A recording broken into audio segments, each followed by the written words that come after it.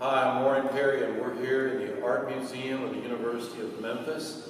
And we're obviously shut down, as you can tell. Our artifacts have been all covered up, and they're cloaked away.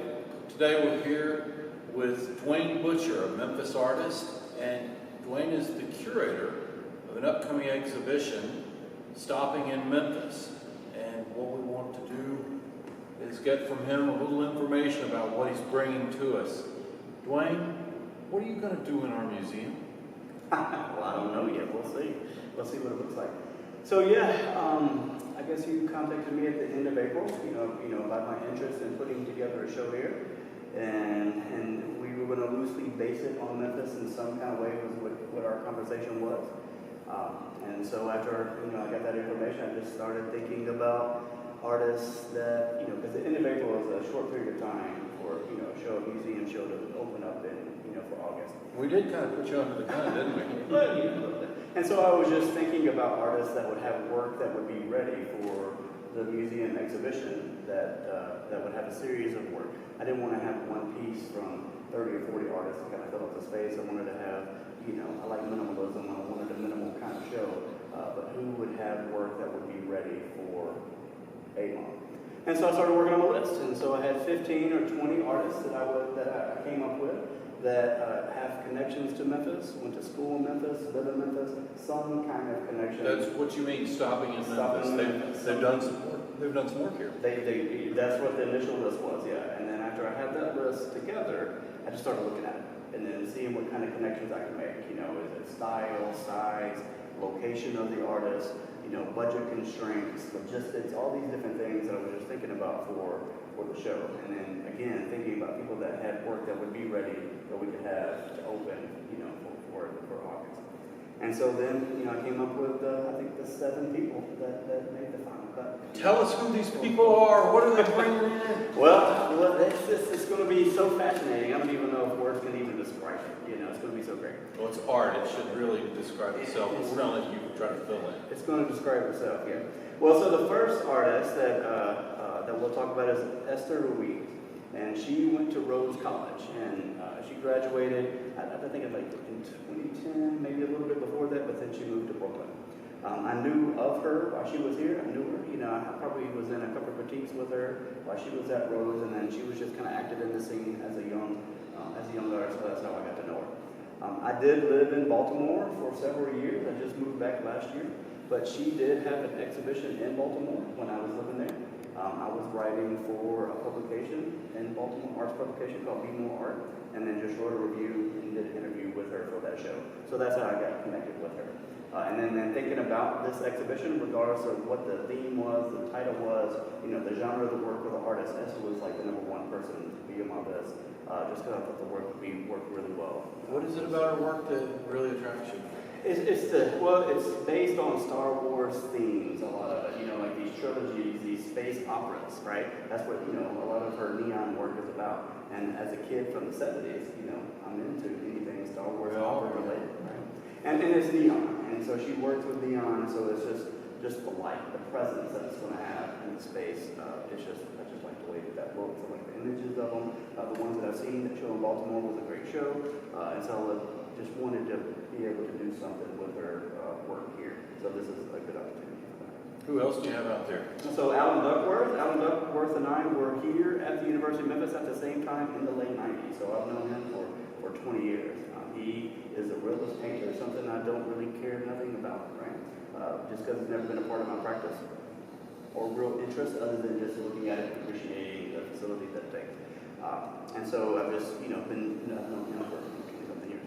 Jared Small is another artist who's another realist painter, and practices in realism, and I just thought his and Alan envisioning like in this L right here in the main museum. You have no idea what my hands are doing, but in the L, part of the museum, I thought that they would work well together. The painting from Jared is going to be on Mylar, which I think would be an interesting thing. Thinking about what the students here, current students, would think about looking at that scene and seeing a different type of work. Same thing with the neon. Thinking about what students and how they would kind of interact with that kind of material. material and seeing that in work. Wait a minute, I think I can give us a good segue here. So we've got neon, we've got mylar. Let's talk a little bit about Jill WISSMILLER and some of her work. Jill WISSMILLER is the video and animation professor at the Memphis College of Art. She is originally from Illinois, but been here for a while now. And so her work is they're almost like still portraits, digital portraits, but they're videos. And so this one, Gilding of Lily, is a drag queen named Lily that is just like a profile pose of her as she's just kind of looking off into the distance.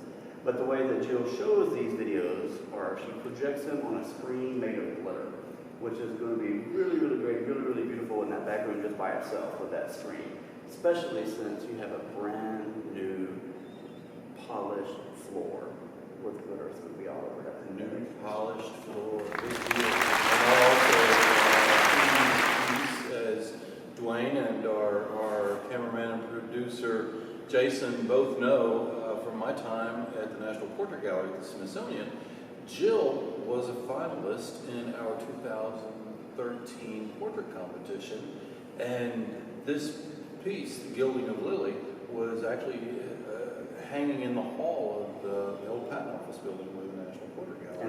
And that's where I first saw the piece when I was in Baltimore. That's right. It actually coincided when we were having our East Coast experiences there. Yeah. So we've got Jill, we have Alan, we have Esther. Who else have we mentioned? That's Jared Small. Jared. And who else do we have on tap for this?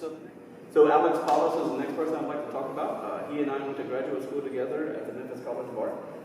And he makes these really funny, smart paintings that just make some kind of commentary on these social things that are happening around the world or around the country. A lot of religion that he makes fun of. Family Dollar he makes fun of. There's a Family Dollar painting in the show, which is really great. A lot of political things that he makes these comments on. But they're large scale. They're acrylic paintings that are just like really fun pieces. And they're really smart too. So I thought that would look really good in this big room here against Justin Bowles. And Justin moved here from Arkansas to go to the Memphis College of Art. She wasn't there when I was there, when Alex was there. She came later, but I put her in an exhibition called Contemporaries at Martial Arts. I was curating a series of exhibitions at Martial Arts. My intention was to, with Memphis College of Art and the University of Memphis, we have these two MFA programs, and they're like silos within the city. Memphis is kind of fortunate enough to even have two programs. And then I was wanting to try to begin to bridge some kind of gap, get something going on between the two. And so I hosted a series of dinners and people going out to bars and studio visits with these two institutions, and then picked 3 people from each school to be in the show of martial arts. And Justin was one of the people in that show, and so that's how I got familiar with her work. So hers are large-scale force fields that are like really like they're metallic, like little paint chips almost. You could say the way that she collages them together into these big, huge like sunbursts. I guess you could say. So they're pretty. It's pretty interesting. Another dynamic form of media we have coming. Another dynamic form of media.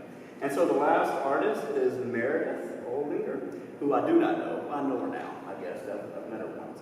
But moving back to Memphis in the last year, just trying to keep up with what's going on, what's happened in the last couple of years of what's since I was away in Baltimore.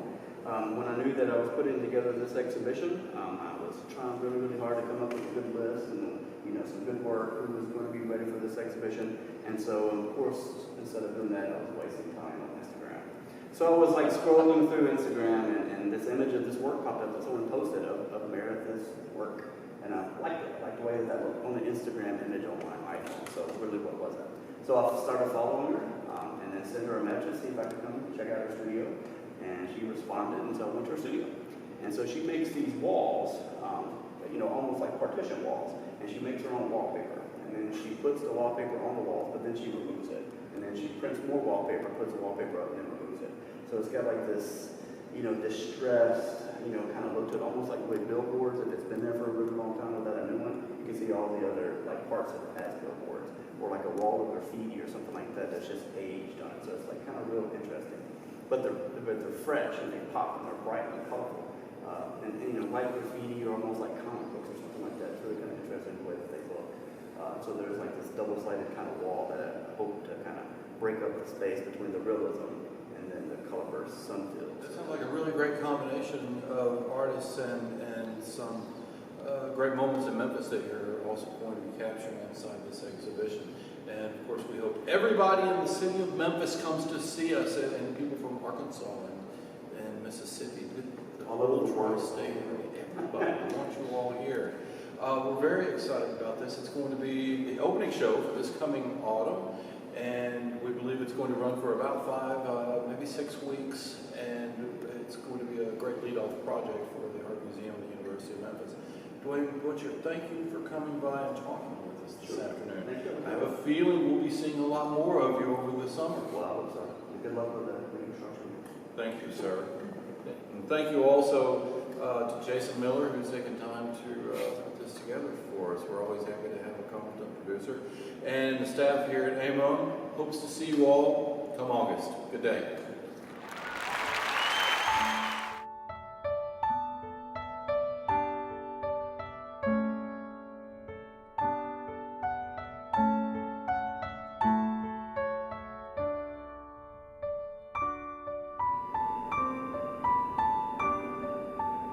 And from all of us at the Art Museum of the University of Memphis, have a great night. Oh, and Museum Bear says good night also. Good night, everybody. Good night from Museum Bear.